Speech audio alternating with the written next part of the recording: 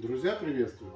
Итак, сегодня у нас 6-й день работы над комплексом. За прошедший день мы сделали полностью 6-й ряд, и начал я выкладывать 7-й. На 6-м ряду мы еще дополнительно поставили одну прочистку, полностью перекрыли уже двумя рядами зону дровницы. Здесь я сделал стяжечку. Сюда мы будем монтировать нашу печь моноблок. Она металлическая, очень тяжелая, весит более 250 килограмм. Поэтому сегодня я буду подниматься большей частью в зоне плиты и духовки и буду поднимать вот эту часть насколько смогу, чтобы через открытый портал можно было задвинуть моноблок и ничего не сломать, не повредить. Ну все, вот такие вот дела. Всем привет.